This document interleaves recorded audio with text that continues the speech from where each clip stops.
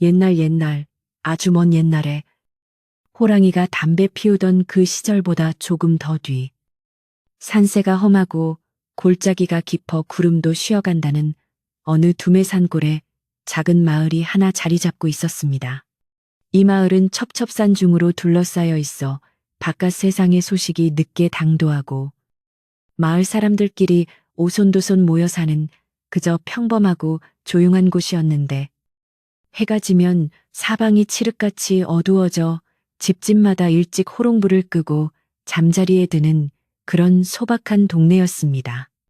마을 어귀에는 다 쓰러져가는 낡은 움막이 하나 있었는데 비가 오면 천장에서 빗물이 새고 바람이 불면 벽이 덜컹거리는 그곳에는 부모도 없이 홀로 살아가는 분이라는 이름의 처녀가 살고 있었습니다.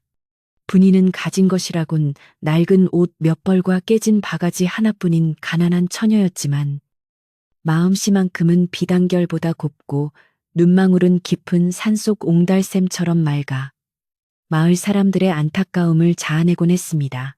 분이는 어려서 부모님을 여의고 마을 사람들의 집안일을 거들어주거나 산에서 나무를 캐다 팔며 근근히 입에 풀칠을 하고 살았는데 그녀의 손은 거친 일로 터져 있었지만 얼굴에는 늘 엷은 미소를 띠고 있어 보는 이들의 마음을 짠하게 만들었습니다. 마을 안악들은 분이를 볼 때마다 저리 곱고 착한 아이가 부모 복이 없어 고생이라니 하늘도 무심하시지 하며 혀를 찼으나 정작 분이는 자신의 처지를 비관하거나 남을 원망하는 법이 없이 그저 주어진 하루하루를 성실하게 살아낼 뿐이었습니다. 봄이면 진달래를 따다 화전을 붙여 동네 어르신들에게 대접하고 가을이면 떨어진 이삭을 주워 모아 긴 겨울을 대비하며 누구에게도 기대지 않고 스스로의 힘으로 씩씩하게 살아가는 분이의 모습은 마치 척박한 땅에 뿌리를 내리고 피어난 들꽃과도 같았습니다. 그러던 어느 해 늦가을 찬바람이 불기 시작하며 마을 전체가 겨울채비로 분주할 무렵 마을에서 가장 부유하기로 소문난 김대감 댁에서 기이한 소문이 돌기 시작했습니다. 김대감 댁은 고래등 같은 기와집에 곳간에는 쌀가마니가 그득하고 부리는 하인만도 10여 명이 넘는 큰 부자였으나 집안에 우환이 끊이지 않는다는 말이 나돌던 터였습니다. 그 소문의 중심에는 얼마 전부터 김대감 댁 행랑채에 기거하게 된 칠성이라는 사내가 있었는데 그는 머리는 산발을 하여 까치집을 지었고 얼굴에는 숯검댕이가 잔뜩 묻어 형체를 알아볼 수 없을 만큼 지저분한 몰골을 하고 다녔습니다. 칠성은 나이를 가늠할 수 없을 정도로 험상류는 외모를 하고 있었으나 하는 짓은 영락없는 세살배기 어린아이와 같아 동네 아이들의 놀림감이 되기 일쑤였습니다. 칠성은 씻는 것을 죽기보다 싫어하여 그 곁에만 가도 코를 찌르는 악취가 진동을 했는데 썩은 거름 냄새 같기도 하고 오래된 짐승의 누린내 같기도 한 그 고약한 냄새 때문에 하인들조차 그의 밥상을 밀어만 넣어주고 코를 막고 도망치듯 물러나곤 했습니다. 그는 하루 종일 마당 구석에 쭈그리고 앉아 지나가는 개미를 구경하며 희죽거리거나 멀쩡한 밥을 흙바닥에 쏟아놓고 주워 먹는 등 기행을 일삼았기에 김대감의 근심은 날로 깊어만 갔습니다.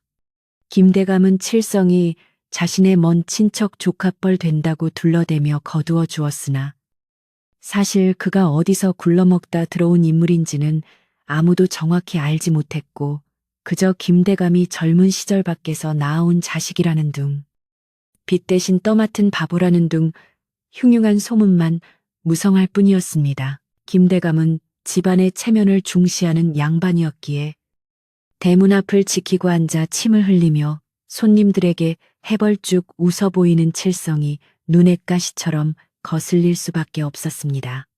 대감은 몇 번이나 하인들을 시켜 칠성을 씻기고 새 옷을 입혀보려 했으나 그때마다 칠성은 발작하듯 날뛰며 옷을 찢어발기고 다시 흙구덩이에 뒹구는 통에 포기한 지 오래였습니다. 다가오는 아들의 혼사를 앞두고 집안에 이런 흉물이 있다는 것이 소문이라도 날까 전전긍긍하던 김대감은 곰방대를 물고 사랑방을 서성이다가 무릎을 탁 치며 묘안을 하나 떠올렸습니다. 그것은 바로 마을에서 가장 의지할 곳 없고 만만한 분이에게 칠성을 떠넘겨 버리는 것이었는데 겉으로는 짝을 지어준다는 명분을 내세우고 속으로는 골칫덩이를 집 밖으로 내치려는 심산이었습니다. 다음 날 아침 김대감 댁 하인이 분이의 움막을 찾아와 대감마님이 부르신다며 다짜고짜 분이를 끌고 갔습니다. 영문도 모른 채 불려간 분이는 으리으리한 사랑채 마루 아래 꿇어앉아 대감의 처분을 기다렸는데 김대감은 짐짓 인자한 표정을 지으며 네가 혼자 외롭게 사는 것이 내 늘 마음에 걸렸느니라. 내 너에게 짝을 지어주고 살림 미천도 넉넉히 줄 터이니 오늘 당장 혼례를 올리도록 하거라. 라고 말했습니다. 분이는 갑작스러운 제안에 당황하여 고개를 들지도 못하고 떨고 있었는데 곧이어 마당으로 끌려 나온 신랑감의 모습을 보고는 그만 소스라치게 놀라 숨이 나는 듯했습니다.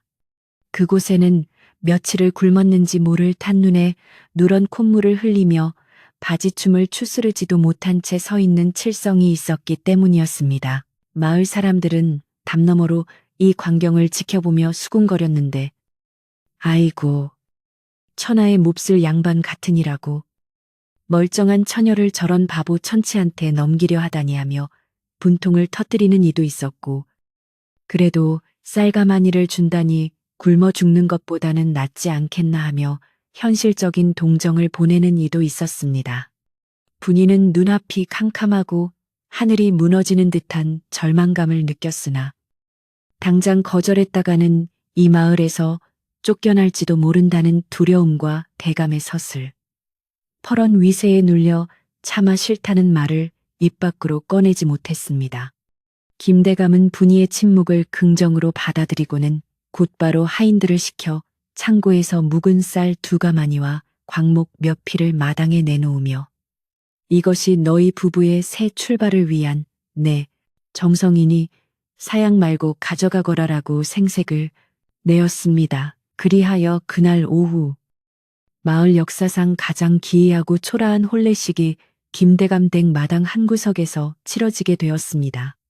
제대로 된 예복은커녕 칠성은 때가 꼬질꼬질한 평상복 차림이었고 분이 또한 자신이 가진 옷 중 그나마 깨끗한 무명 치마 저고리를 입었을 뿐이었는데 상위에는 정화수 한 그릇만이 덩그러니 놓여 있었습니다. 하인들은 킬킬거리며 칠성의 등을 떠밀어 절을 시켰고 칠성은 그것이 장난인 줄 아는지 연신색시 밥조하며 분이의 옷자락을 잡아당겨 구경꾼들의 비웃음을 샀습니다. 분이는 치밀어 오르는 설움을 꾹 누르며 눈물 젖은 눈으로 칠성과 맞절을 올렸고 그 순간 그녀의 인생은 돌이킬 수 없는 강을 건너게 되었습니다. 혼례 같지도 않은 혼례가 끝나자마자 김대감은 마치 앓던 이를 뺀 사람처럼 시원해하며 두 사람을 대문 밖으로 내보냈습니다. 쌀가마니를 지게에 진 하인이 앞장서고 그 뒤를 칠성이 덩실덩실 춤을 추며 따랐으며 마지막으로 분이가 고개를 푹 숙인 채 힘없는 발걸음을 옮겼는데 그 모습은 마치 도살장에 끌려가는 소보다 더 처량해 보였습니다. 마을 아이들은 바보 신랑 거지각시 헌집 짓고 잘 살아라 하며 노래를 부르며 쫓아왔고 돌멩이를 던지며 놀려대기도 했지만 칠성은 그저 좋다고 헤헤거리며 아이들에게 손을 흔들어 주어 분이의 속을 더욱 뒤집어 놓았습니다. 해는 서산으로 넘어가며 붉은 노을을 뿌리고 있었지만 분이의 마음속에는 차가운 겨울바람만이 윙윙거리며 불어닥치고 있었습니다. 분이의 움막에 도착했을 때는 이미 땅거미가 짙게 내려앉아 사방이 어둑어둑해진 뒤였는데 좁디 좁은 방 안에 덩치 큰 칠성이 들어오자 방은 순식간에 꽉 차버리고 말았습니다. 칠성이 방 안에 들어서자마자 그동안 받기라 덜했던 악취가 좁은 공간에 갇혀 진동을 하기 시작했는데 그것은 마치 썩은 메주를 방 안에 띄워놓은 듯한 고통스러운 냄새였습니다. 분이는 코를 막고 싶었지만 이제는 자신의 지아비가 된 사람에게 그럴 수 없어 짐짓 태연한 척하며 아궁이에 불을 지피러 밖으로 나갔습니다. 부엌이라야 솥 하나 걸린 것이 전부인 허름한 곳이었지만 분이는 떨리는 손으로 불씨를 살리며 하염없이 흐르는 눈물을 훔쳐내야만 했습니다. 밥을 짓는 동안 방 안에서는 칠성이 혼자 중얼거리는 소리와 쿵쿵거리며 벽을 치는 소리가 들려왔는데 분이는 혹여 그가 집을 부수거나 뛰쳐나가지 않을까 조마조마한 마음으로 솥뚜껑을 열었다 닫았다 했습니다. 김대감이 준 쌀로 지은 하얀 쌀밥은 윤기가 흐르고 먹음직스러웠지만 분이의 목구멍으로는 도저히 넘어갈 것 같지 않았습니다. 밥상이랄 것도 없이 깨진 바가지에 밥을 퍼서 방으로 들어가니 칠성은 기다렸다는 듯이 달려들어 손으로 밥을 허겁지겁 퍼먹기 시작했는데 밥알이 얼굴과 옷에 덕지덕지 붙는 것도 아랑곳하지 않았습니다.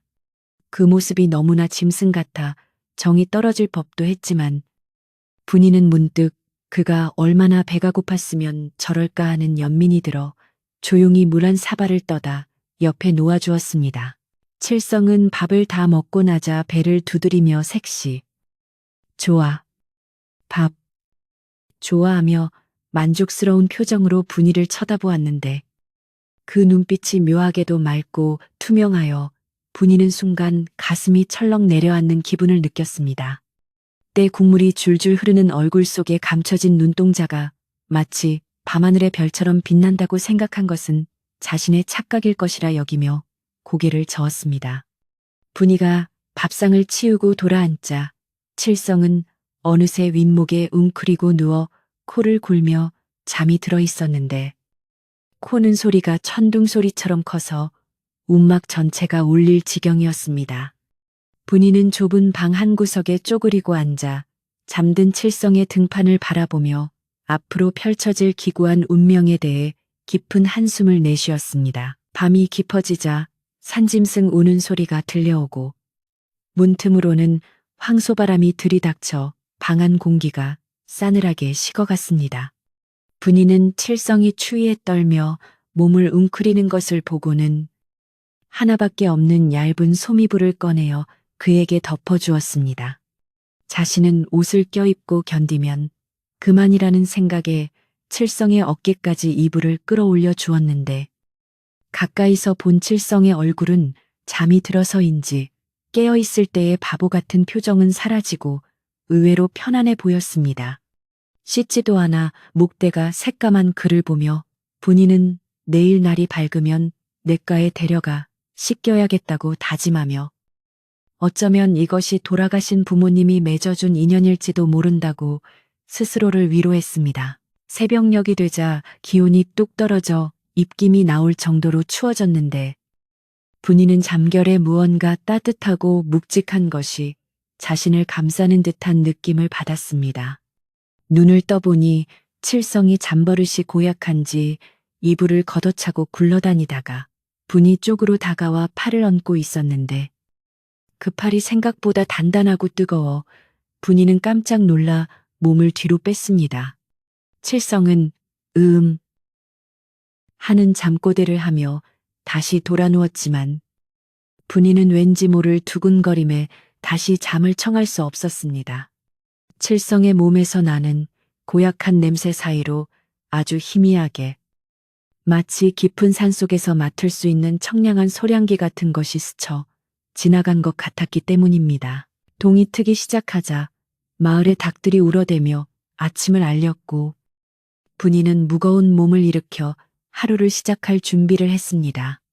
이제는 혼자가 아니라 챙겨야 할 식솔이 생겼다는 책임감이 그녀의 어깨를 짓눌렀지만 한편으로는 텅 비어있던 움막에 사람의 온기가 돈다는 사실이 낯설면서도 싫지만은 않았습니다.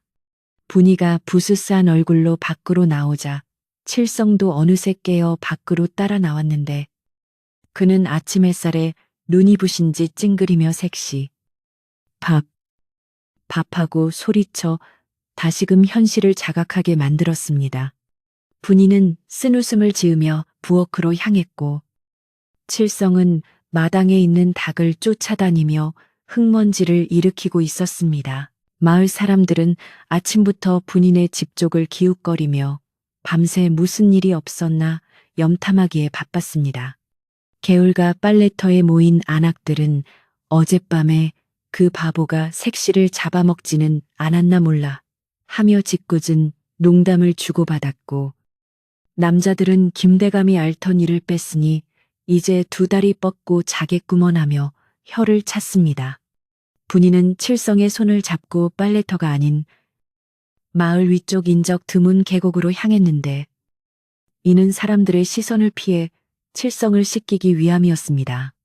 칠성은 물을 보자마자 겁을 먹고 뒷걸음질 쳤지만 분이는 단호한 표정으로 그의 옷고름을 잡았습니다. 차가운 계곡물에 손을 담그자 손끝이 저려왔지만 분이는 칠성을 달래가며 옷을 벗기기 시작했습니다. 서방님, 씻어야 밥을 줍니다. 가만히 계세요. 분이의 단호한 목소리에 칠성은 입을 삐죽거리면서도 순순히 옷을 벗었는데 드러난 그의 몸은 오랫동안 씻지 않아 때가 켜켜이 쌓여 있었지만 골격만은 장대하고 근육이 단단하게 잡혀 있어 분이는 얼굴을 붉히며 시선을 어디다 두어야 할지 몰랐습니다. 떼수건으로 칠성의 등을 밀기 시작하자 검은 국물이 끝도 없이 흘러내려 계곡물을 흐리게 만들 정도였는데 칠성은 차가워하고 소리치면서도 분이의 손길이 싫지 않은지 얌전히 등을 맡기고 있었습니다. 한참을 씻기고 나니 칠성의 피부가 조금은 본래의 색을 찾는 듯 했는데 씻겨놓고 보니 이목구비가 제법 뚜렷하여 바보라는 것만 빼면 훤칠한 사내대장부의 모습이었습니다. 분이는 젖은 옷을 빨아 바위 위에 널고 칠성에게 미리 챙겨온 무명옷을 입혔는데 비록 낡고 기운 옷이었지만 씻고 난 칠성이 입으니 제법 태가 났습니다. 하지만 칠성은 옷을 입자마자 다시 콧물을 훌쩍이며 흙바닥에 앉아 돌멩이를 가지고 노는 통의 분이의 노력은 금세 수포로 돌아갈 위기에 처했습니다. 분이는 한숨을 쉬며 칠성을 일으켜 세우고 집으로 돌아오는 길에 마을 어귀에서 지팡이를 짚고 서 있는 낯선 노스님과 마주치게 되었습니다. 노스님은 허름한 승복을 입고 있었지만 눈빛만은 형형하게 빛나고 있었는데 칠성을 보자마자 걸음을 멈추고 뚫어지게 쳐다보는 것이었습니다. 분이가 의아해하며 고개를 숙여 인사를 하자 노스님은 합장을 하며 알 수 없는 미소를 지었습니다.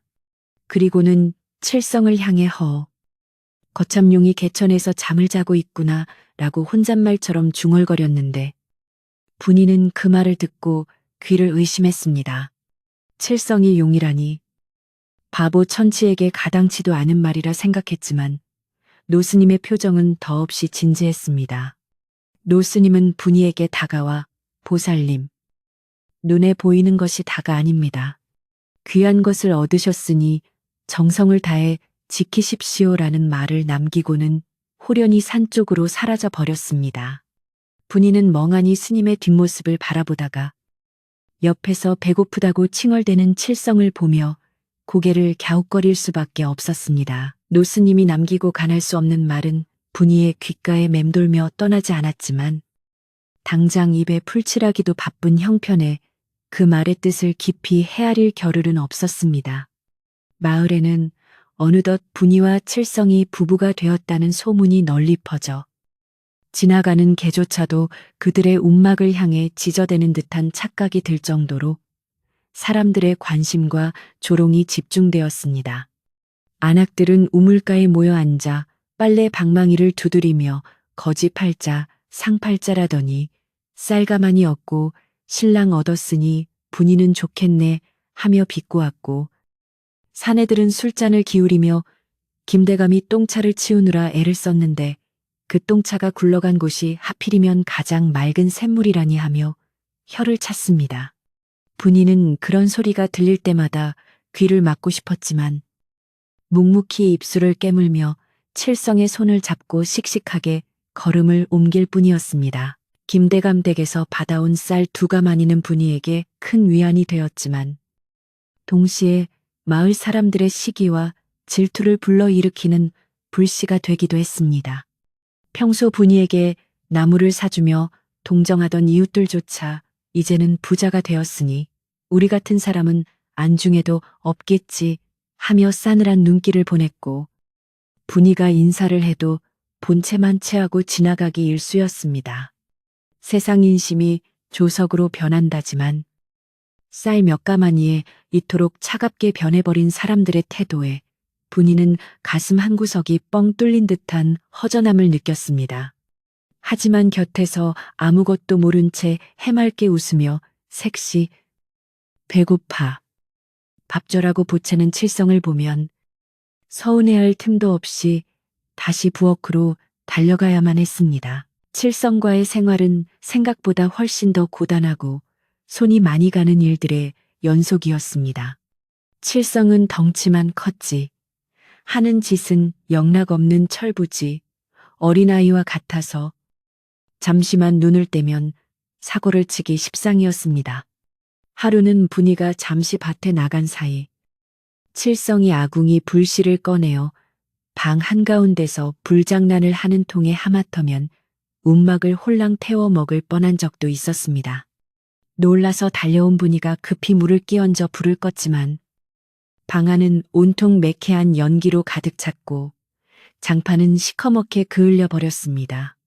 분이가 놀란 가슴을 쓸어내리며 서방님, 이러시면 우리 다 죽어요 하고 소리치자 칠성은 까맣게 그을린 얼굴로 눈만 껌벅이며 따뜻해 불, 좋아라고 대답해 분이의 길을 막히게 했습니다. 그럼에도 불구하고 분이는 칠성을 미워할 수 없었는데 그것은 그의 행동 뒤에 숨겨진 순수함 때문이었습니다. 불장난 소동이 쓴 후분이가 속상해서 울고 있자 칠성은 슬그머니 다가와 자신의 더러운 소매로 분이의 눈물을 닦아주며 울지 마. 색시, 내가 잘못했어라고 어눌하게 사과를 건넸습니다.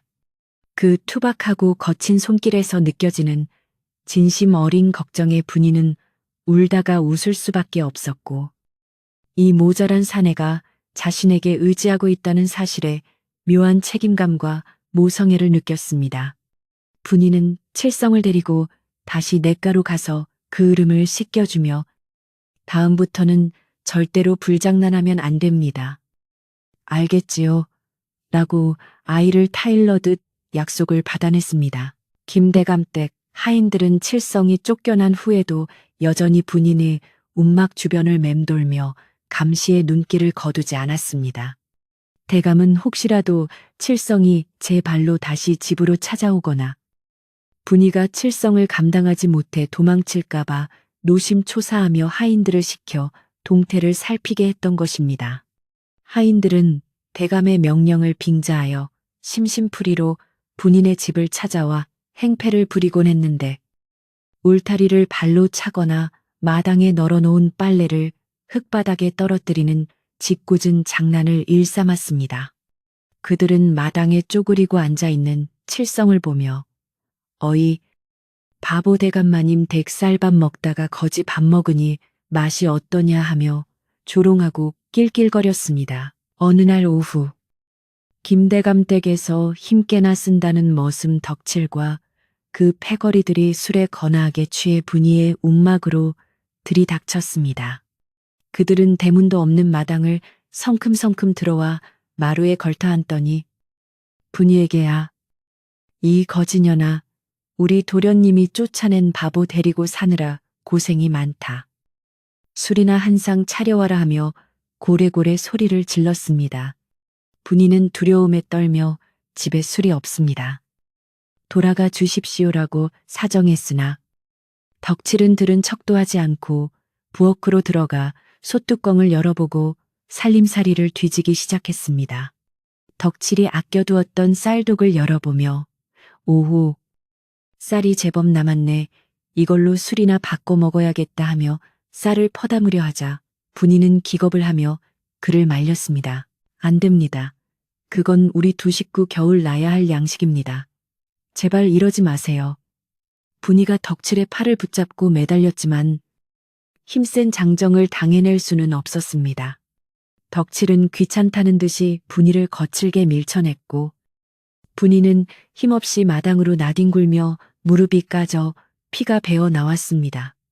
그 모습을 지켜보던 칠성은 구석에서 벌벌 떨고 있는 줄 알았으나 분이가 넘어지는 순간 그의 눈빛이 찰나의 순간 매섭게 변했습니다.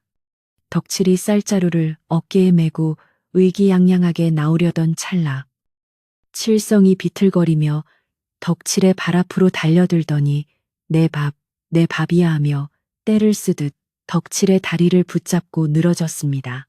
덕칠은 이 미친놈이 어디서 감히 하며 칠성을 발로 차려 했으나 칠성은 묘하게 몸을 비틀어 덕칠의 발길질을 피했습니다. 그리고는 마치 중심을 잃은 척하며 덕칠의 오금 쪽으로 털썩 주저앉았는데 그 바람에 덕칠은 중심을 잃고 휘청거리다 마당 한 구석에 파놓은 거름 구덩이에 처박히고 말았습니다. 으악하는 비명과 함께 똥물과 거름을 뒤집어 쓴 덕칠의 몰골은 그야말로 가관이었고 함께 온 패거리들은 그 모습에 배를 잡고 웃다가 덕칠의 살벌한 눈빛을 보고는 황급히 입을 다물었습니다. 칠성은 그 옆에서 똥이다. 똥아저씨, 똥 먹었다 하며 손뼉을 치고 좋아해. 이것이 우연인지 고의인지 분간할 수 없게 만들었습니다. 악취가 진동하는 몸을 일으킨 덕칠은 분이와 칠성에게 온갖 저주를 퍼부으며 도망치듯 사라졌습니다. 두고 보자. 내 오늘 일은 절대로 잊지 않겠다. 이 냄새나는 거지들 멀어지는 그들의 뒷모습을 보며 분이는 안도의 한숨을 내쉬었지만 한편으로는 김대감댁 사람들의 보복이 두려워 가슴이 조마조마했습니다. 분이는 넘어져까진 무릎을 절뚝거리며 칠성에게 다가갔는데 칠성은 언제 그랬냐는 듯 다시 헤헤거리며 분이의 옷자락을 잡고 흔들었습니다. 그런데 분이가 칠성을 자세히 보니 그의 손에 덕칠이 흘리고 간 엽전 꾸러미가 들려있는 것이 아니겠습니까? 칠성은 돈 주었다 하며 분이에게 엽전을 건넸는데 분이는 이 사내가 정말 바보인지 아니면 하늘이 돕는 것인지 알 수가 없었습니다. 겨울이 깊어지면서 산골 마을의 추위는 살을 내는 듯 매서워졌고 눈이 한 번 오면 허리까지 쌓여 고립되기 일쑤였습니다. 대감이 부족해진 분이는 칠성을 데리고 산으로 나무를 하러 갔는데 눈 덮인 산길은 미끄럽고 위험해 빈지게를 지고 가는 것조차 힘겨웠습니다. 분이가 낫으로 잔가지를 치며 힘겹게 나무를 모으고 있을 때 칠성은 굵은 통나무 하나를 발견하고는 장난감 다루듯 번쩍 들어 올려지게 위에 얹었습니다. 그 통나무는 장정 두세 명이 달라붙어도 들기 힘든 무게였는데 칠성은 콧노래까지 흥얼거리며 가볍게 지게를 지고 산을 내려가기 시작했습니다. 뒤따라가던 분이는 입을 다물지 못하고 그 믿기 힘든 광경을 바라보며 칠성의 타고난 힘이 장사임을 다시 한번 확인했습니다. 마을로 내려오는 길에 나무하러 온 동네 사람들과 마주쳤는데 그들은 칠성이 지고 가는 엄청난 양의 나무를 보고 눈이 휘둥그레졌습니다. 저게 사람의 힘인가? 곰도 저렇겐 못하겠네. 사람들은 수군거리며 칠성을 경외와 두려움이 섞인 눈빛으로 바라보았지만 칠성은 그저 분이가 뒤처지지 않나 힐끔거리며 발걸음을 맞출 뿐이었습니다. 마을 사람들은 칠성을 힘센 바보라고 부르기 시작했고 그가 무서워서라도 전처럼 대놓고 괴롭히거나 놀리는 일은 조금 줄어들었습니다. 분이는 칠성의 힘을 이용하여 겨우내 택감 걱정 없이 따뜻하게 지낼 수 있었고 가끔은 마을 사람들의 부탁을 받아 무거운 짐을 날려주고 품격을 받아오기도 했습니다. 칠성과 함께 지내면서 분이는 한 가지 이상한 점을 깨닫게 되었는데 그것은 바로 칠성에게서 나던 고약한 악취가 사라졌다는 것이었습니다. 처음에는 자신이 매일 씻겨주어서 그런가 보다 생각했지만 칠성이 며칠 동안 씻지 않고 뒹굴어도 그에게서는 더 이상 썩은 내가 나지 않았습니다. 오히려 그가 땀을 흘리고 난 뒤에는 은은한 난초 향이나 묵직한 소나무 향기 같은 것이 풍겨와 분이의 코끝을 간지럽히곤 했습니다. 밤에 한 이불을 덮고 누워 있으면 그 향기는 더욱 짙어져 분이는 마치 깊은 숲속에 누워 있는 듯한 편안함을 느끼며 잠들 수 있었습니다. 이것이 자신의 코가 마비되어서인지 아니면 칠성의 몸이 변한 것인지 알 수 없었지만 그 향기는 분이에게 묘한 안정감을 주었습니다. 어느 날 밤, 분이는 호롱불 아래서 칠성의 해진 옷을 기워주고 있었고 칠성은 그 옆에 엎드려 분이의 바느질하는 모습을 뚫어지게 쳐다보고 있었습니다. 서방님, 졸리면 먼저 주무세요. 분이가 말을 건네자 칠성은 고개를 저으며 색시 앉아. 나도 앉아라고 대답했습니다. 그러더니 칠성은 바닥에 놓인 실타래를 가지고 놀다가 엉킨 실을 순식간에 풀어내고는 복잡한 매듭을 지어 나비 모양을 만들어 분이에게 내밀었습니다. 분이는 깜짝 놀라 어머나, 이걸 서방님이 만드셨어요? 하고 물었는데 칠성은 다시 바보 같은 웃음을 지으며 나비, 헐헐 하고 손을 흔들어 보였습니다. 분이는 칠성이 가끔 보여주는 이런 비상한 재주에 놀라면서도 그가 숨기고 있는 무언가가 있지 않을까 하는 의구심을 지울 수 없었습니다. 한편 김대감 댁에서는 또 다른 골칫거리가 생겨나고 있었는데 바로 김대감의 외동아들 김도령이 한양 유학길에서 돌아온 것이었습니다. 김도령은 공부에는 뜻이 없고 주색 잡기에만 능한 한량으로 마을 처녀들을 희롱하고 다니기로 악명이 높았습니다.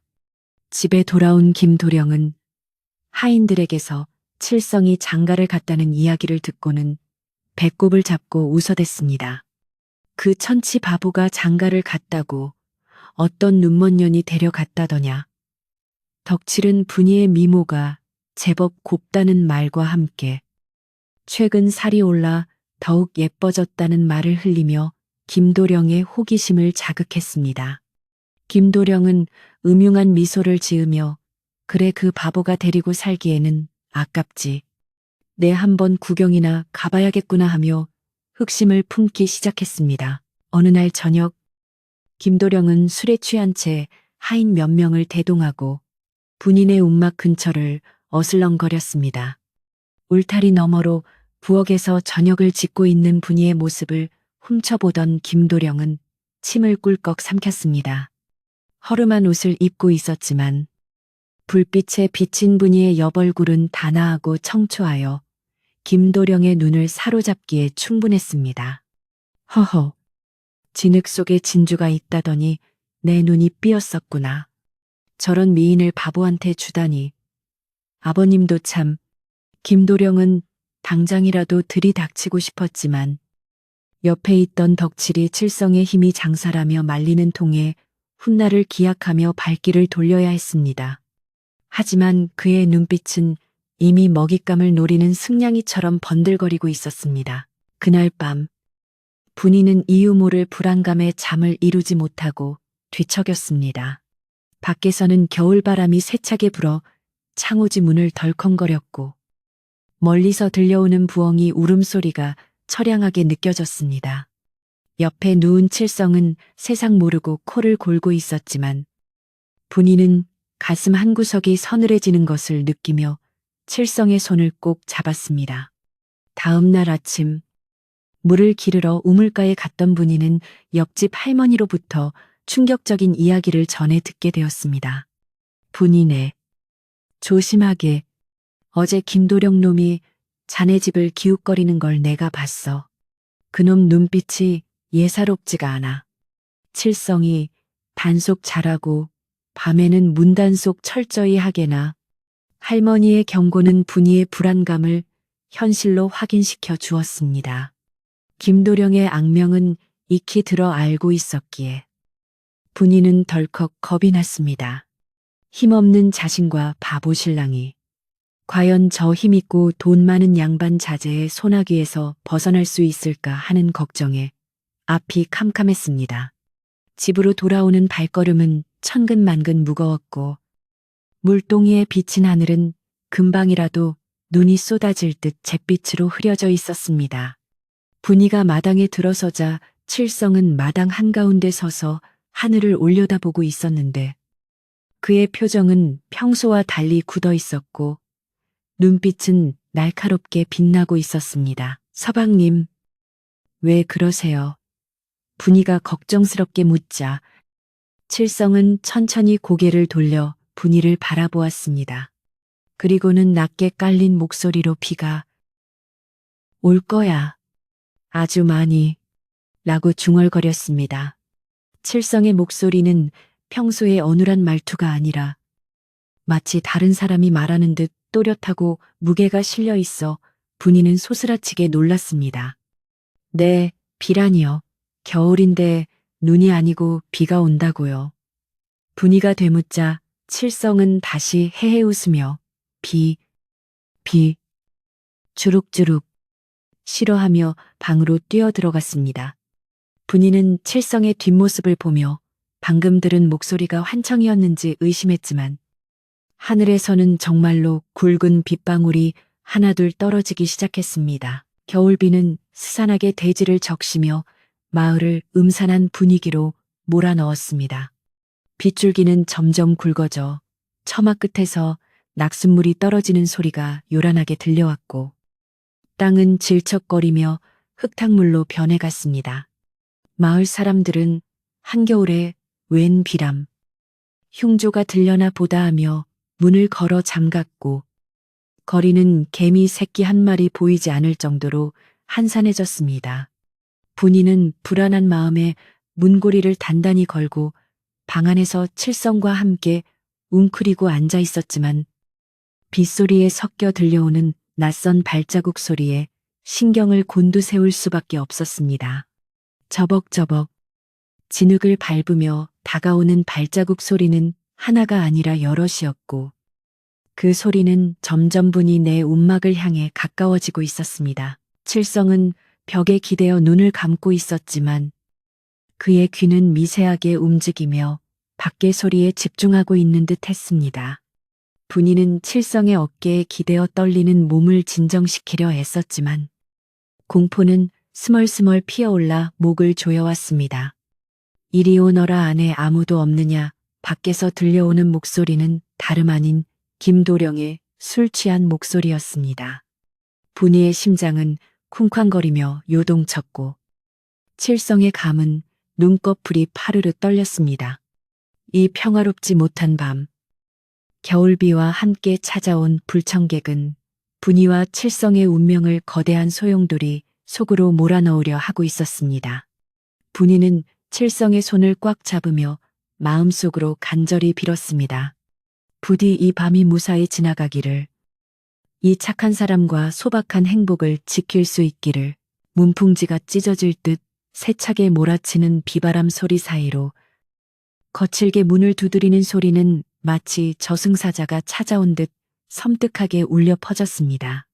분이는 공포에 질려 파랗게 질린 입술을 깨물며 칠성의 옷자락을 꽉 붙잡았는데 칠성은 평소와 다름없이 멍한 표정으로 앉아 있었지만 잡힌 옷자락 너머로 느껴지는 그의 근육은 바위처럼 단단하게 굳어 있었습니다.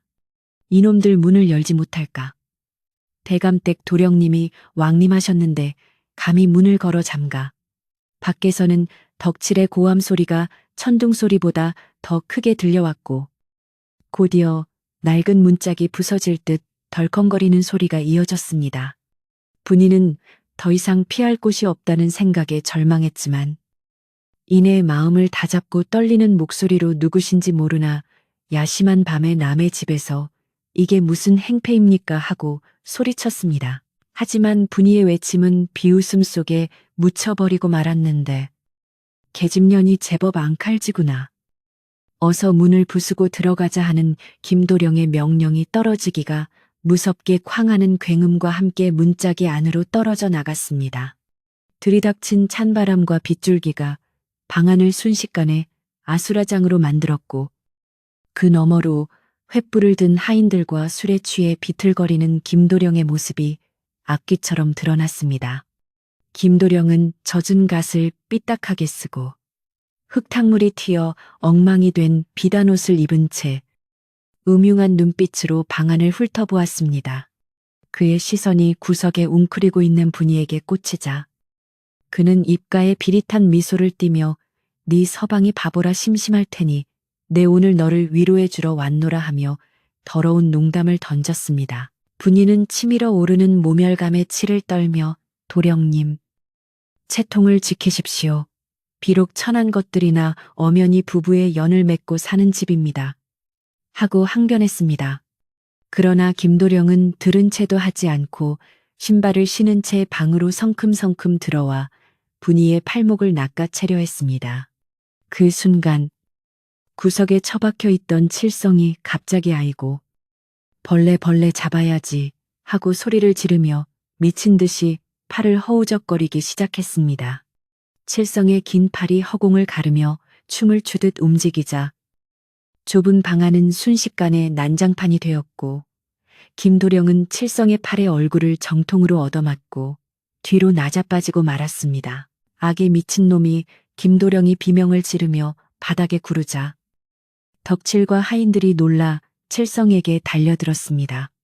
네, 이놈 감히 도령님을 쳐 덕칠이 주먹을 휘두르며 칠성에게 덤벼들었으나 칠성은 무서워하고 비명을 지르며 몸을 웅크리는 척하다가 슬쩍 발을 뻗었습니다. 덕칠은 칠성의 발에 걸려 중심을 잃고 앞으로 고꾸라졌는데 하필이면 넘어진 곳이 김도령의 배 위였습니다. 윽하는 소리와 함께 김도령은 눈이 뒤집힐 듯한 고통에 몸부림쳤고 덕칠은 당황하여 허둥지둥 일어나려다 다시 칠성의 팔꿈치에 뒤통수를 맞고 바닥에 엎어지고 말았습니다. 이 모든 상황은 눈 깜짝할 사이에 벌어졌는데 겉으로 보기에는 칠성이 공포에 질려 발광을 하는 것처럼 보였으나 그 결과는 침입자들을 정확하게 타격하고 있었습니다. 하인 2명이 더 달려들었지만 칠성은 저리가 하며 방바닥을 뒹굴었고 그럴 때마다 하인들은 서로 부딪히거나 문지방에 걸려 넘어지기 일쑤였습니다. 분이는 구석에서 이 기가 막힌 광경을 지켜보며 입을 다물지 못했는데 칠성의 몸놀림이 우스꽝스러우면서도 묘하게 물 흐르듯 자연스럽고 빈틈이 없어 보였기 때문이었습니다. 칠성은 난동을 부리는 와중에도 분이가 있는 쪽으로는 털끝 하나 닿지 않게 보호하고 있었고 그 사실을 깨닫자 분이의 가슴 속에 묘한 확신이 싹트기 시작했습니다. 한바탕 소동이 끝난 후 김도령과 하인들은 흙투성이가 된 채 끙끙거리며 마당으로 물러났습니다. 김도령은 코피를 흘리며 이 빌어먹을 바보놈이 내 오늘 일은 절대로 좌시하지 않겠다 하며 악을 썼지만 다시 덤벼들 용기는 나지 않는지 뒷걸음질만 쳤습니다. 칠성은 방문 앞에 서서 히히 벌레 다 잡았다. 벌레 같다 하며 손뼉을 치고 좋아했는데 그 모습이 소름 끼치도록 해맑아 김도령 일당은 등골이 서늘해짐을 느꼈습니다. 결국 그들은 두고 보자는 상투적인 협박만 남긴 채 쏟아지는 빗속으로 주랭랑을 치고 말았습니다. 폭풍우가 지나간 듯한 고요함이 다시 찾아오자 빗소리만이 처량하게 움막을 감쌌습니다. 분이는 놀란 가슴을 진정시키며 부서진 문짝을 빗물에 젖은 손으로 힘겹게 들어 올렸습니다.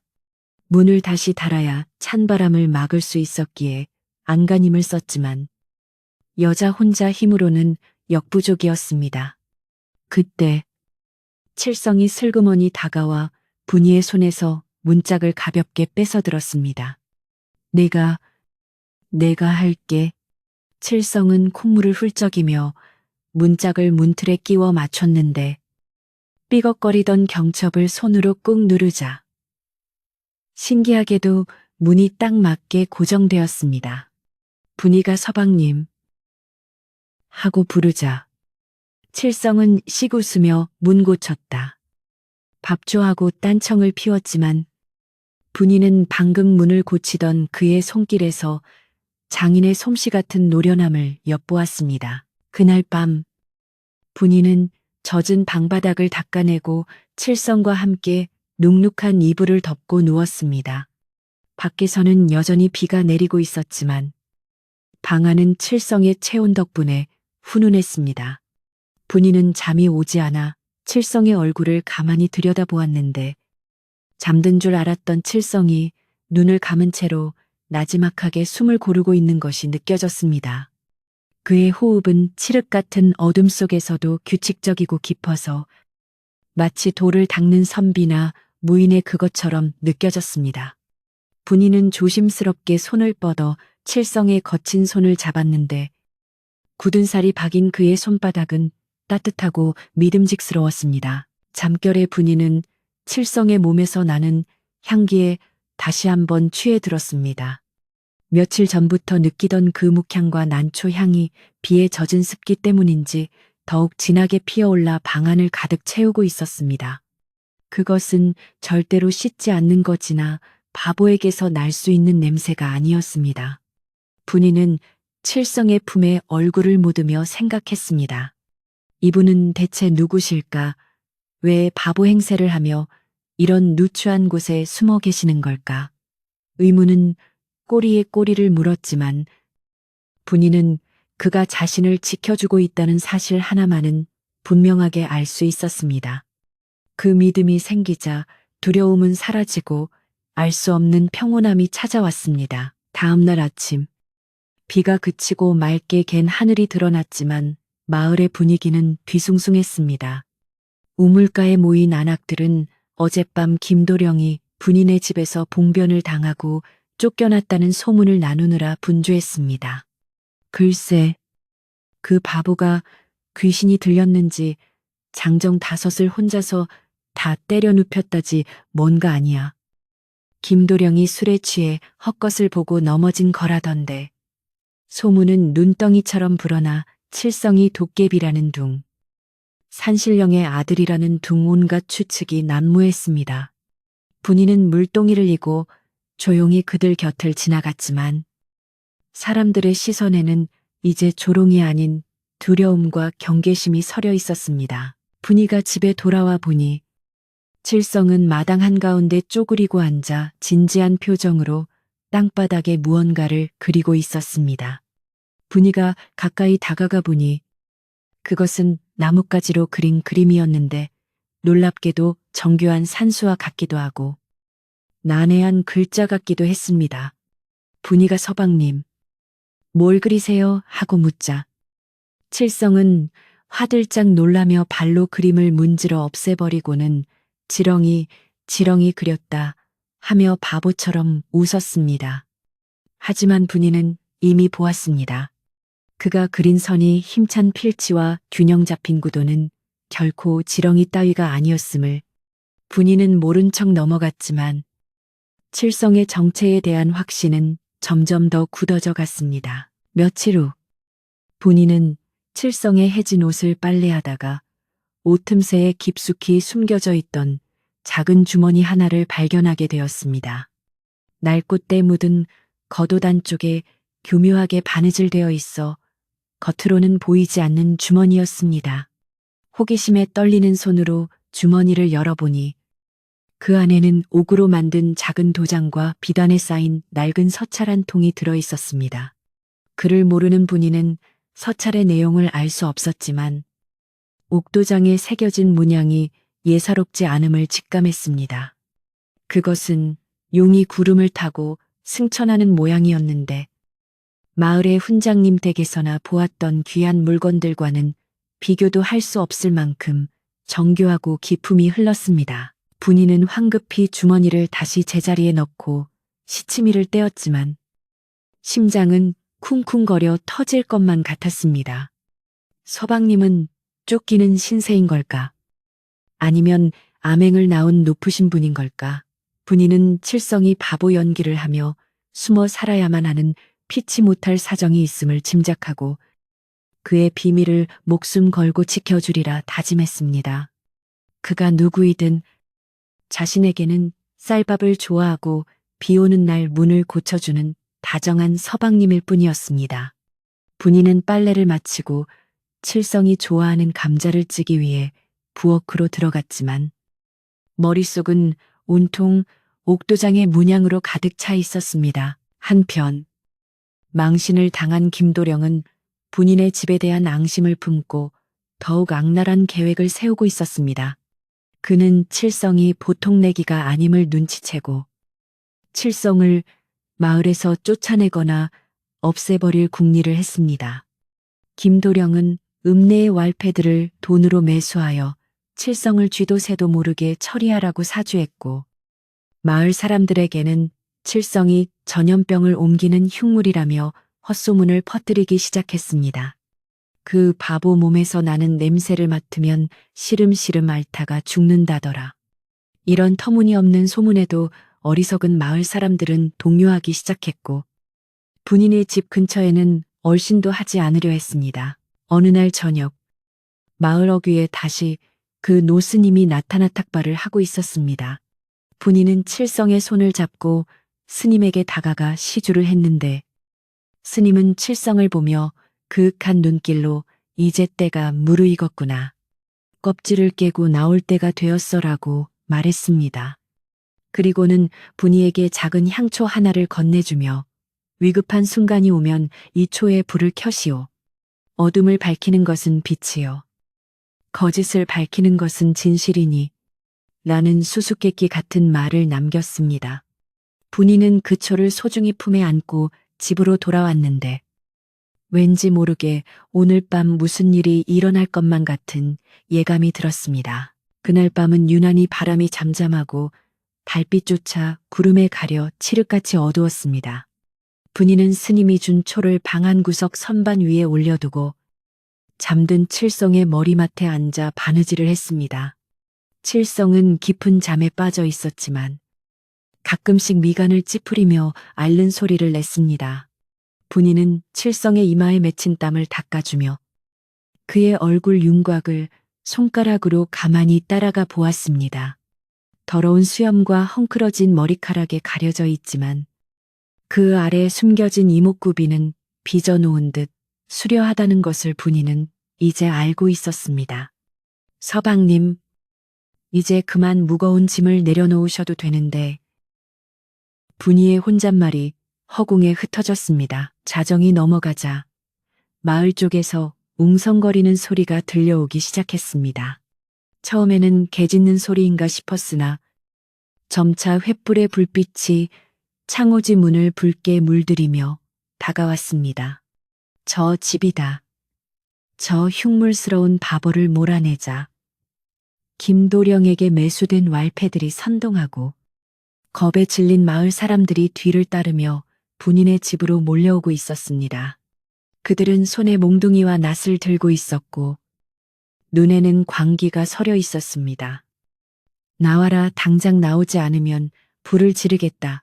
덕칠의 고함 소리가 밤하늘을 찢어 놓았고 분이는 공포에 질려 칠성을 흔들어 깨웠습니다. 서방님, 일어나세요. 큰일 났어요. 분이의 다급한 목소리에 칠성이 눈을 떴는데 그 눈빛은 잠에서 깬 사람의 것이라고는 믿기지 않을 만큼 맑고 형형했습니다. 칠성은 벌떡 일어나 앉더니 상황을 파악한 듯 문 쪽을 쏘아보았습니다. 그의 표정에서 바보스러운 장난기는 완전히 사라져 있었고 대신 서슬퍼런 위험이 서려 있었습니다. 겁내지 마라. 내가 있다. 칠성이 처음으로 분이에게 온전하고 또렷한 말투로 말을 건네자 분이는 놀라움에 입을 막았습니다. 칠성은 자리에서 일어나 옷매무새를 가다듬더니 마치 장수가 출정하듯 당당한 걸음으로 문을 향해 걸어갔습니다. 밖에서는 왈패들이 돌을 던지기 시작해 지붕 위로 우박 떨어지는 소리가 났고 누군가 던진 횃불 하나가 마당의 건초더미에 떨어져 불길이 치솟기 시작했습니다. 태워라 태워 죽여라. 사람들의 고함 소리와 불타는 소리가 뒤섞여 아비규환을 이루었습니다. 분이는 떨리는 손으로 스님이 준 향초를 찾아들었습니다. 위급한 순간에 불을 켜라던 스님의 말이 뇌리를 스쳤습니다. 분이는 부싯돌을 쳐서 초에 불을 붙였고 작은 불꽃이 흔들리며 방 안을 희미하게 비추었습니다. 촛불이 켜지자 칠성이 문고리를 잡고 있던 손을 멈추고 뒤를 돌아보았습니다. 촛불에 비친 그의 그림자가 벽에 거대하게 드리워졌는데 그것은 마치 포효하는 호랑이의 형상과도 같았습니다. 칠성은 문을 활짝 열어젖히고 마당으로 나갔습니다.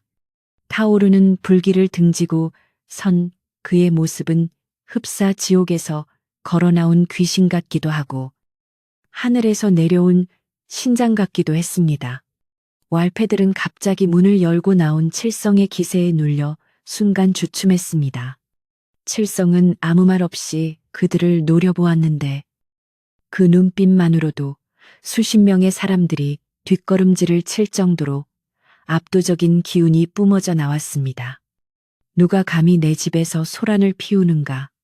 칠성의 입에서 터져 나온 호통 소리는 천지를 뒤흔드는 사자우와 같아 횃불의 불꽃마저 그 소리에 놀라 흔들리는 듯 했습니다. 분이는 방 안에서 촛불을 든 채 이 광경을 지켜보고 있었는데 바람이 불어와 촛불이 위태롭게 흔들렸습니다. 칠성의 등 뒤로 보이는 마을 사람들의 얼굴은 공포로 일그러져 있었고 김도령과 덕칠은 사시나무 떨듯 떨고 있었습니다. 칠성은 천천히 아주 천천히 마당으로 걸어 내려갔습니다. 한 걸음 내디딜 때마다 땅이 울리는 듯했고 왈패들은 홍에 갈라지듯 길을 터주었습니다. 이것은 더 이상 바보 칠성이 아니었습니다. 분이는 직감했습니다. 이제 모든 진실이 밝혀질 순간이 왔다는 것을. 그녀는 떨리는 손으로 촛불을 감싸쥐며 다가올 운명의 시간을 숨죽여 기다렸습니다. 마당의 불길은 점점 거세지고 있었지만 칠성의 주변만큼은 차가운 기운이 감돌아 불똥조차 접근하지 못하는 듯했습니다. 칠성은 김도령 바로 앞까지 다가가 멈춰섰습니다. 김도령은 칠성의 눈을 피하며 주저앉았고 바지의 오줌을 지르기 일보 직전이었습니다. 칠성이 손을 들어 올리자 모두가 숨을 멈추었는데 그때 갑자기 강한 바람이 불어와 분이가 들고 있던 촛불을 훅 하고 꺼뜨려 버렸습니다. 사방은 다시 칠흑 같은 어둠에 잠겼고 어둠 속에서 칠성의 목소리만이 쩌렁쩌렁하게 울려 퍼졌습니다. 모두 듣거라. 그 목소리는 왕의 명령처럼 준엄하고 거역할 수 없는 힘을 담고 있었습니다.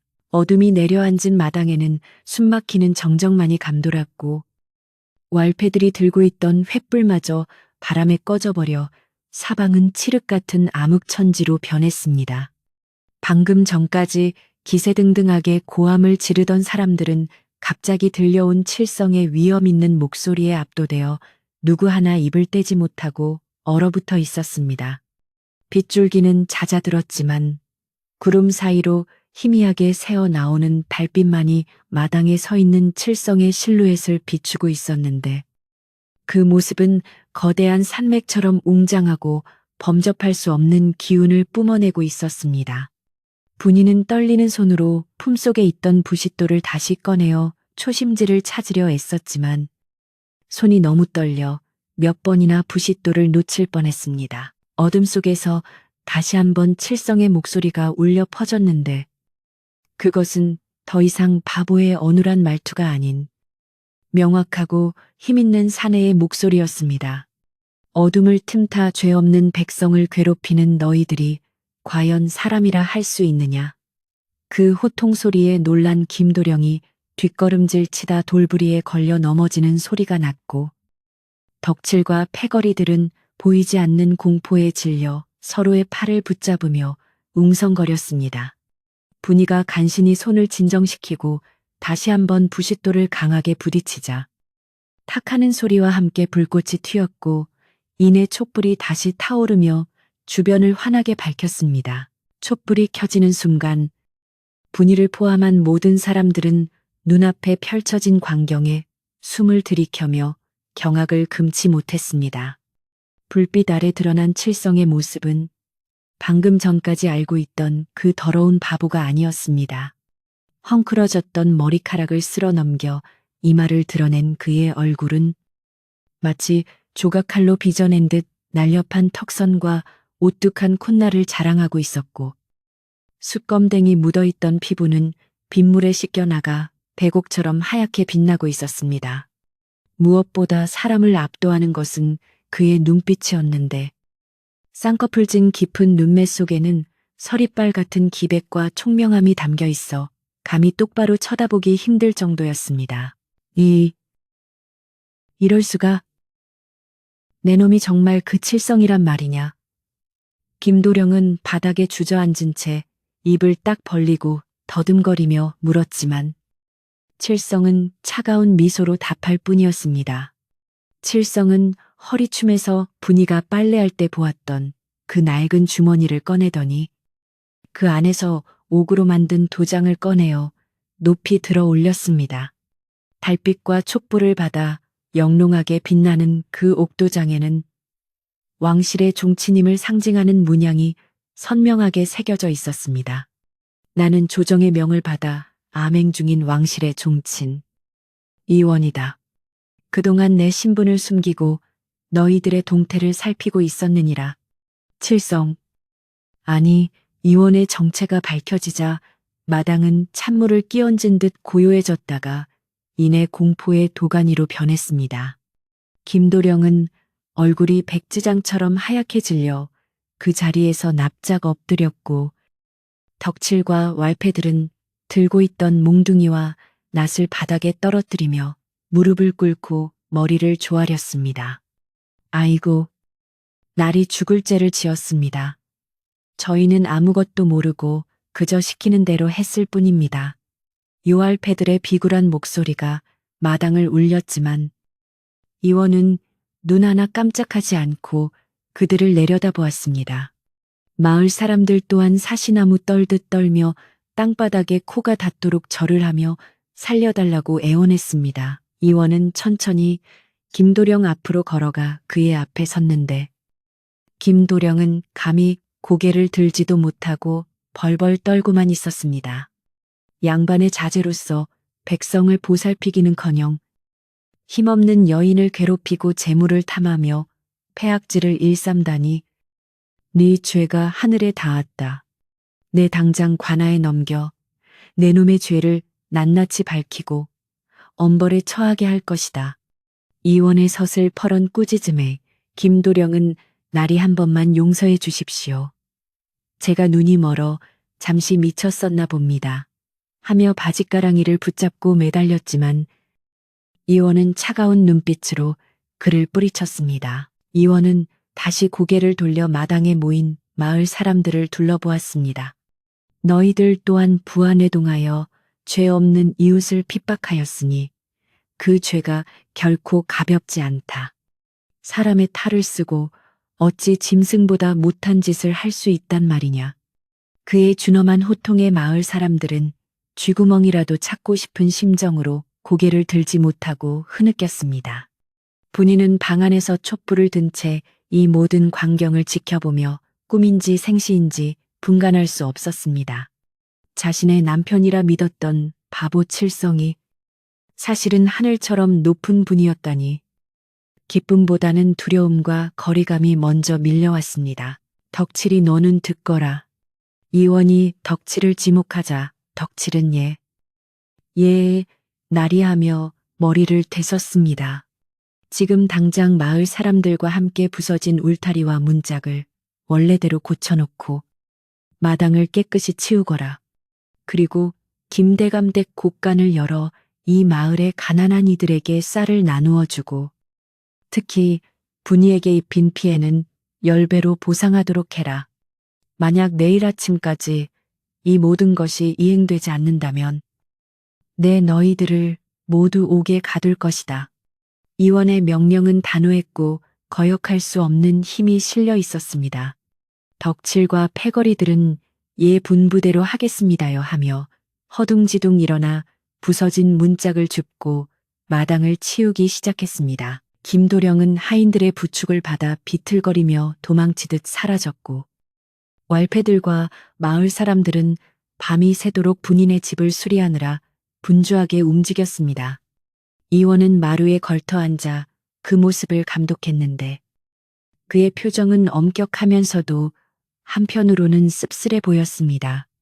분인은 쭈뼛거리며 방에서 나와 이원에게 다가갔지만 차마 말을 걸지 못하고 서성거렸습니다. 며칠 전까지만 해도 밥 달라며 떼를 쓰던 철부지 남편이 이제는 감히 쳐다보기도 힘든 귀한 분이 되어버렸기 때문입니다.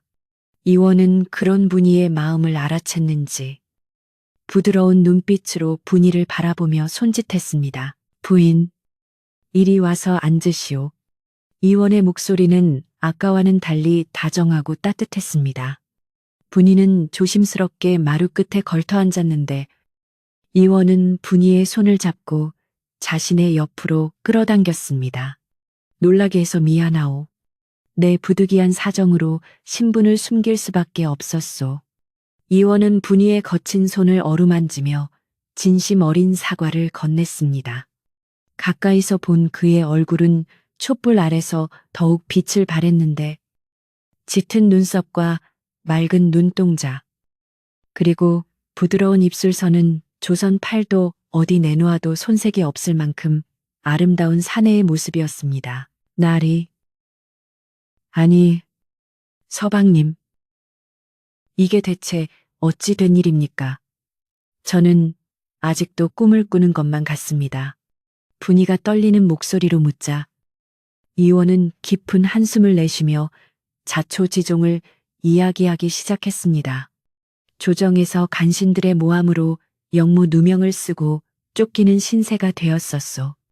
목숨을 부지하고 훗날을 도모하기 위해 미친 척, 바보 척하며 이 산골까지 숨어들게 된 것이오. 이원의 이야기를 듣는 분이의 눈시울이 붉어졌습니다. 그동안 그가 겪었을 마음고생과 멸시를 생각하니 가슴이 미어지는 듯 했습니다. 하지만 덕분에 부인을 만나게 되었으니 이는 하늘이 내게 준 시련이자 축복이 아니겠소. 이원이 분이의 눈물을 닦아주며 말했습니다. 사람들은 나를 더러운 바보라고 손가락질하고 피했지만 부인만은 나를 사람으로 대해주었고 진심으로 아껴주었소. 겉모습이 아닌 내면을 봐준 부인의 고운 마음씨에 내 감동하지 않을 수 없었소. 이원의 고백의 분이는 그동안의 서름과 고생이 눈 녹듯 사라지는 것을 느꼈습니다. 그가 왕족이든 바보든 상관없이 자신을 진정으로 아껴주는 마음만은 변치 않았음을 확인했기 때문입니다. 밤이 깊어가고 새벽이 다가올 무렵 덕칠과 마을 사람들은 부서진 집을 말끔히 고쳐놓고 마당까지 깨끗하게 비지를 해놓았습니다. 왈패들은 김대감 댁에서 가져온 비단 이불과 쌀가마니 그리고 온갖 산의 진미를 마루 위에 쌓아놓고 연신 허리를 굽혔습니다. 날이 부족하지만 저희의 성의를 봐서라도 노여움을 거두어 주십시오. 덕칠이 비굴하게 웃으며 말하자 이원은 물러가라. 다시는 이런 일이 없어야 할 것이다. 라고 짧게 답하며 그들을 돌려보냈습니다. 사람들이 모두 사라지고 나자 집 주변은 다시 예전의 고요함을 되찾았습니다. 이원은 분이와 함께 마루에 앉아 동이 터오는 하늘을 바라보았습니다. 비 온 뒤 갠하늘은 유난히 맑고 투명했고 새벽 공기는 상쾌하기 그지없었습니다. 이제 더 이상 숨어 살지 않아도 돼오. 며칠 전 한양에서 내 누명이 벗겨졌다는 전가를 받았소. 이원이 품속에서 꺼낸 서찰을 보여주며 말했습니다. 분이는 글을 몰라 읽을 수는 없었지만 이원의 표정에서 느껴지는 홀가분함에 함께 미소를 지었습니다. 그럼 이제 한양으로 떠나시는 겁니까? 분이가 조심스럽게 묻자 이원은 고개를 저으며 분이의 어깨를 감싸 안았습니다. 아니요. 내 비록 신분은 회복되었으나 벼슬길에 나아가 권력을 다투는 일에는 환멸을 느끼오.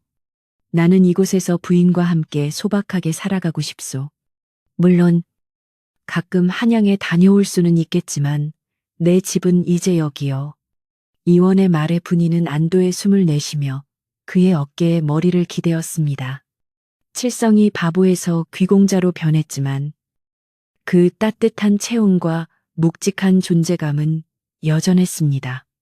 아니, 오히려 씻고 난 그의 몸에서 풍기는 은은한 향기와 깨끗한 옷차림은 분이의 가슴을 더욱 설레게 만들었습니다. 분이는 문득 칠성의 얼굴을 빤히 쳐다보며 그런데 서방님, 정말로 씻는 게 싫으셨던 겁니까? 하고 짓궂게 물었습니다. 이원은 껄껄 웃으며 허허, 바보 행세를 하려면 어쩔 수 없지 않았겠소. 하지만 부인이 씻겨줄 때마다 사실은 꽤나 개운하고 좋았소. 특히 그 차가운 계곡물만 빼면 말이오. 라고 농담을 건넸습니다. 두 사람은 서로를 바라보며 한바탕 웃음을 터뜨렸는데 그 웃음소리는 맑은 새벽 공기를 타고 멀리 퍼져나갔습니다. 지난밤의 공포와 긴장은 온데간데 없고 두 사람 사이에는 새로운 사랑과 신뢰가 싹트고 있었습니다. 날이 완전히 밝자 마을 사람들은 삼삼오오 짝을 지어 분인의 집 앞을 서성거렸습니다. 감이 들어오지는 못하고 먼 발치에서 동태를 살피는 것이었는데 그들의 눈에는 호기심과 경외심이 가득했습니다. 어제까지만 해도 거지 움막이라 불리던 이곳은 이제 마을에서 가장 귀한 분이 머무는 처소가 되었고 분이는 거지 처녀에서 하루아침에 귀부인이 된 셈이었습니다. 하지만 분이는 거만해지거나 사람들을 내치지 않았습니다. 그녀는 평소처럼 마당을 쓸고 밥을 지으며 다만 곁에 있는 남편이 바보 칠성이 아닌 훤칠한 미남 이원이라는 사실만을 다르게 받아들였습니다. 이원은 분이가 차려준 아침 밥상을 받으며 감격스러운 표정을 지었습니다. 깨진 바가지가 아닌 번듯한 사기 그릇에 담긴 하얀 쌀밥과 정갈한 반찬들은 그 어떤 수라상보다 훌륭해 보였습니다. 부인의 손맛은 언제 먹어도 일품이요. 바보 시절에 손으로 집어먹던 그 맛도 잊을 수가 없소. 이원이 숟가락을 들며 너스레를 떨자 분이는 얼굴을 붉히며 아이고 서방님도 참 채통을 지키셔요 하고 핀잔을 주었지만 입가에는 행복한 미소가 떠나지 않았습니다. 두 사람은 마주보고 앉아 따뜻한 밥을 함께 나누며 평범하지만 더없이 소중한 아침을 맞이했습니다. 김대감은 아들이 저지른 일과 이원의 정체를 전해 듣고는 혼절하여 자리에 눕고 말았습니다. 그는 사람을 보내어 쌀 10가마니와 비단 옷감을 보내며 용서를 빌었고 이원은 이를 받아 마을의 독거노인들과 고아들에게 나누어 주라고 분이에게 일임했습니다. 이로써 이원은 마을 사람들에게 단순한 권력자가 아닌 진정으로 백성을 위하는 어른으로 존경받게 되었습니다. 분이 또한 지혜롭고 덕망 있는 부인으로 칭송받으며 마을의 크고 작은 일들을 의논하는 중심인물이 되어갔습니다. 하지만 무엇보다 분이를 행복하게 한 것은 밤마다 촛불 아래서 이원이 들려주는 세상 이야기와 글 공부였습니다. 이원은 분이에게 글을 가르쳐 주기로 약속했고 분이는 밤새는 줄 모르고 배움의 즐거움에 빠져들었습니다. 하늘천, 따지. 이원의 낭낭한 목소리를 따라 읽는 분이의 목소리가 움막 밖으로 흘러나오면 지나가던 부엉이도 잠시 날개짓을 멈추고 귀를 기울이는 듯 했습니다. 바보 신랑과 거지 각시의 기막힌 반전 드라마는 마을을 넘어 인근 고을까지 퍼져나가며 사람들의 입에서 입으로 전해지는 전설이 되어가고 있었습니다. 겨울이 지나고 골짜기에 따스한 봄바람이 불어오자 얼어붙었던 계곡물이 녹아 졸졸 흐르고 앙상했던 나뭇가지에는 연두색 새순이 돋아나기 시작했습니다. 분인의 움막 주변에도 노란 산수유와 분홍 진달래가 흐드러지게 피어나 삭막했던 집터가 마치 꽃 대궐처럼 화사하게 변모했습니다. 이제 그곳은 더 이상 비가 새고 바람이 드는 허름한 움막이 아니라 마을 사람들의 도움으로 번듯하게 수리된 아담하고 정갈한 보금자리가 되어 있었습니다.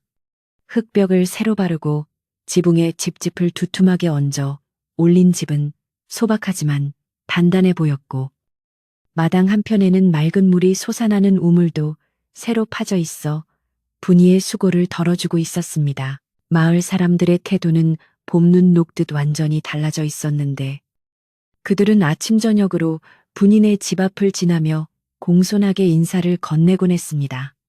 예전에 분이를 구박했던 안악들은 제철 나물이나 떡을 만들어 싸들고 찾아와 새색시 이거 맛 좀 봐. 우리 집에서 제일 맛있는 거야. 하며 멋쩍은 웃음을 지어 보이기도 했습니다. 분이는 그들의 갑작스러운 호의가 낯설기도 했지만 지난날의 앙금을 마음에 담아두지 않고 웃으며 반갑게 맞아주었습니다.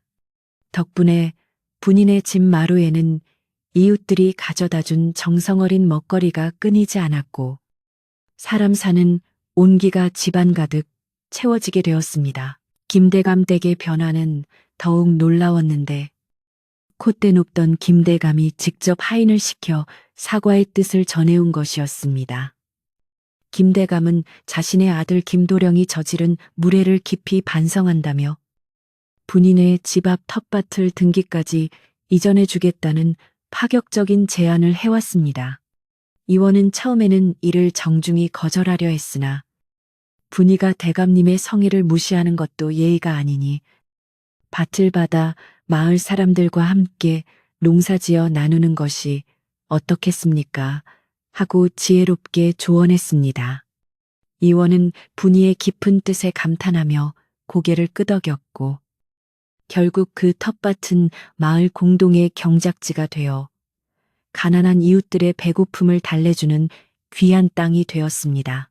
이원은 비록 신분이 높은 왕족이었으나 결코 거들먹거리거나 뒷짐만 지고 있지 않았습니다. 그는 낡은 선비복장을 벗어던지고 소매를 걷어붙인 채 직접 밭에 나가 케이지를 하고 장작을 패며 분이의 일손을 거들었습니다. 마을 사람들은 고귀한 분이 흙투성이가 되어 일하는 모습을 보고 처음에는 당황하여 말리려 했으나 이원은 밥을 먹는 자라면 마땅히 땀을 흘려야 하는 법이요 하며 호탕하게 웃어 넘겼습니다.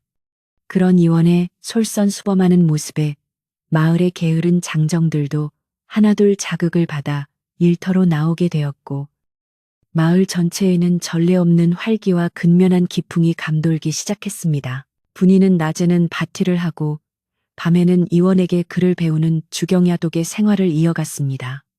처음에는 붓을 잡는 것조차 어색하여 손을 떨었지만 이원의 자상한 가르침 덕분에 하루가 다르게 실력이 늘어갔습니다. 호롱불 아래서 두 사람이 머리를 맞대고 글을 읽는 그림자는 창호지 문에 비쳐 한 폭의 그림처럼 아름다웠는데 마을 사람들은 지나가다 그 소리를 듣고 원앙새가 따로 없네. 그려하며 흐뭇한 미소를 짓곤 했습니다. 분이는 그를 깨우치면서 세상 보는 눈이 넓어졌고 이원이 들려주는 옛 성현들의 말씀을 마음에 새기며 더욱 지혜롭고 기품 있는 여인으로 거듭나고 있었습니다. 어느 날 저녁 분이는 서툴지만 정성을 다해 쓴 편지 한 장을 이원에게 건넸습니다. 편지에는 화려한 미사여구는 없었지만 서방님을 만나 제 인생의 꽃이 피었습니다. 평생 은혜 갚으며 살겠습니다라는 진심 어린 고백이 적혀 있었습니다. 이원은 그 편지를 읽고 눈시울을 붉히며 분이의 손을 꼭 잡았습니다. 은혜를 입은 것은 오히려 나요. 차가운 세상에서 얼어붙은 내 마음을 녹여준 것은 부인의 따뜻한 밥상과 고운 마음씨였소. 두 사람은 서로를 바라보며 깊은 신뢰와 사랑을 확인했고, 그 밤은 어느 때보다 따뜻하고 평화롭게 깊어갔습니다.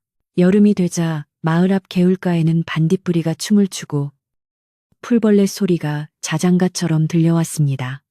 이원과 분이는 더위를 식힐 겸 마루에 걸터 앉아 밤하늘의 별을 올려다보곤 했는데, 이원은 별자리 이야기를 들려주며 어린아이처럼 신기해하는 분이를 사랑스럽게 바라보았습니다.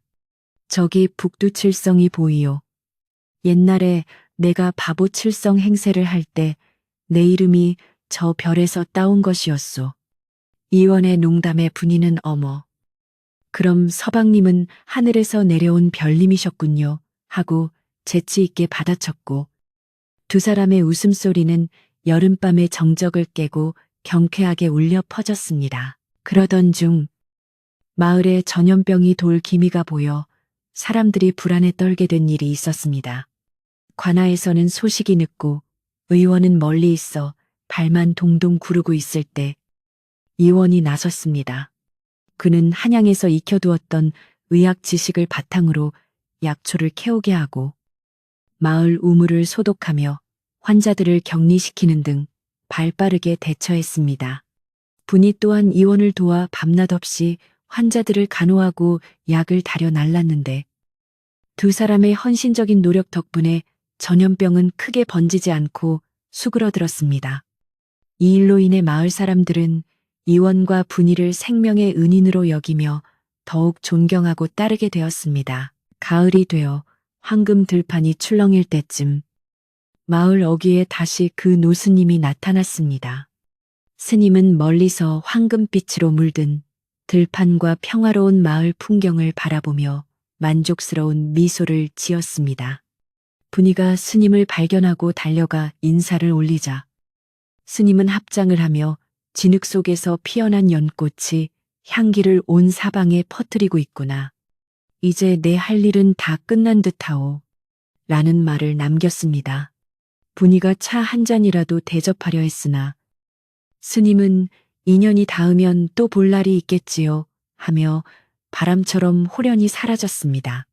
분이는 스님이 사라진 곳을 향해 오랫동안 고개를 숙여 감사를 표했습니다.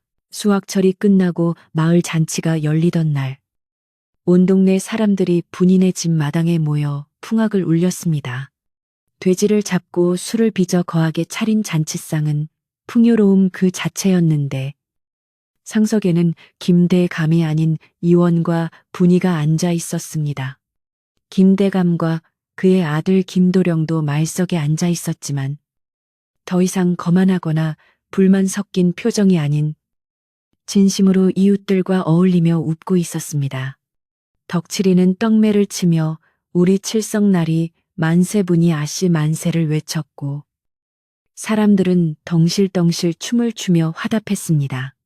신분의 귀천을 떠나 모두가 하나 되어 어우러지는 대동세상이 바로 그곳에 있었습니다. 잔치가 무르익을 무렵 이원은 자리에서 일어나 마을 사람들에게 술 한 잔을 올리며 말했습니다.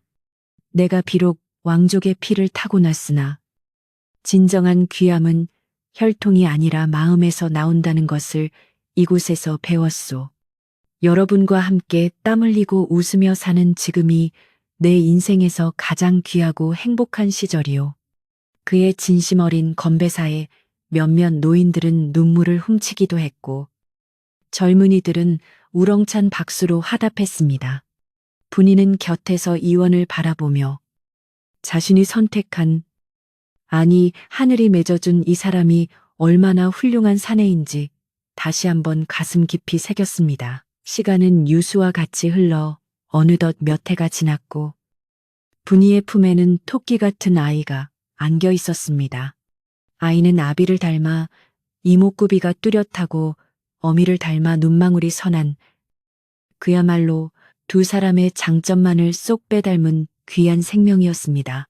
이원은 아이를 무등 태우고 마을을 산책하는 것을 즐거움으로 삼았는데 아빠, 저기 꽃이 예뻐요 하며 제잘거리는 아이의 목소리는 이원에게 세상 그 어떤 음악보다 아름답게 들렸습니다.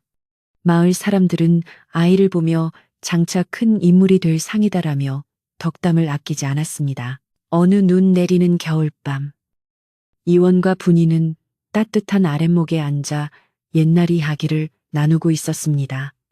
서방님, 기억나세요? 처음 오신 날 제가 드린 밥을 손으로 마구 집어 드시던 모습을요. 분이가 웃으며 묻자 이원은 껄껄 웃으며 기억하고 말고 사실 그때 배가 너무 고파서 정말 꿀맛이었다오. 하지만 씻지도 않은 손으로 먹어서 배탈이 날까 걱정은 좀 했었지. 하며 맞장구를 쳤습니다. 그때 제가 냇가에서 억지로 씻길 때 사실은 엄청 부끄러우셨지요. 분이의 짓궂은 질문에 이원은 얼굴을 붉히며 허허. 부인은 참 짓궂기도 하시오. 내 평생 그렇게 민망한 적은 처음이었소. 라고 고백해 방안을 웃음바다로 만들었습니다. 이원은 가끔 한양에서 찾아오는 옛 벗이나 관리들을 맞이하곤 했는데 그들은 이원이 이토록 초라한 산골에서 평범한 백성처럼 살아가는 것을 안타까워하며 다시 조정으로 돌아갈 것을 권유하곤 했습니다. 이 사람아, 자네 같은 인재가 어찌 이런 곳에 묻혀 있나. 임금님께서도 자네를 기다리시네. 하지만 그럴 때마다 이원은 정중하지만 단호하게 고개를 저었습니다. 나는 이미 이곳에서 나의 천국을 찾았네. 벼슬아치의 비단 옷보다 아내가 지어준 무명옷이 더 편안하고 조정의 권력보다 이웃들의 웃음소리가 더 가치 있다네. 그의 확고한 의지에 친구들도 결국 고개를 끄덕이며 돌아갈 수밖에 없었습니다. 분이는 남편의 그런 모습이 고맙고 미안하여 서방님. 저 때문에 큰 뜻을 펼치지 못하시는 건 아닌지요? 하고 조심스레 묻곤 했습니다. 그럴 때면 이원은 분이의 어깨를 감싸주며 이렇게 말했습니다. 내 큰 뜻은 바로 부인과 우리 아이, 그리고 이 마을 사람들을 지키며 평화롭게 사는 것이요. 이것보다 더 큰 뜻이 세상 어디에 있겠소. 이원의 눈빛은 흔들림이 없었고 분이는 그 눈빛 속에서 무한한 사랑과 신뢰를 읽을 수 있었습니다. 그녀는 더 이상 묻지 않고 그저 남편의 넓은 가슴에 얼굴을 묻으며 행복을 만끽했습니다. 세월이 흘러 두 사람의 머리에는 하얀 서리가 내리고 얼굴에는 주름이 잡혔지만 서로를 바라보는 눈빛만은 신혼 때처럼, 아니 그보다 더 깊고 그윽하게 빛나고 있었습니다. 그들은 평생을 서로 의지하고 존중하며 살았고 마을 사람들에게는 다정한 이웃이자 지혜로운 어른으로, 자식들에게는 존경받는 부모로 남았습니다. 그들의 집은 언제나 웃음소리가 끊이지 않았고 대문은 누구에게나 열려 있어 지나가는 나그네들도 쉬어갈 수 있는 따뜻한 안식처가 되었습니다. 이 이야기는 입에서 입으로 전해져 먼 훗날까지도 사람들 사이에서 회자되었습니다. 겉모습만 보고 사람을 판단하지 말라는 교훈과 함께 진정한 사랑과 행복은 화려한 거칠애가 아닌 소박한 마음 속에 있다는 것을 일깨워주는 이야기가 되었습니다. 산골 마을 사람들은 아직도 비가 오는 날이면 빗소리에 섞여 들려오던 칠성의 우렁찬 호통소리와 달 밝은 밤이면 들리던 부부의 글 읽는 소리를 기억한다고 합니다. 밤이 깊어 온 세상이 잠든 시간. 저 멀리 산길인 외딴 집에서는 여전히 따뜻한 호롱불 빛이 새어 나오고 있을 것만 같습니다. 그 불빛 아래서 도란도란 이야기를 나누는 노부부의 그림자가 어른거리고 밖에서는 부엉이가 부엉하며 그들의 행복을 지켜주고 있겠지요. 씻지도 않고 냄새나는 바보, 신랑과 마음씨, 고운 거지, 처녀의 기막힌 인연은 그렇게 아름다운 전설이 되어 오늘 밤 여러분의 꿈속으로 찾아갈 것입니다. 이제 편안하게 눈을 감고 그 따뜻했던 사랑 이야기 속으로 빠져들어 보세요. 바람도 자고 구름도 쉬어가는 깊은 밤. 여러분 모두 좋은 꿈 꾸시길 바랍니다. 잘 자요.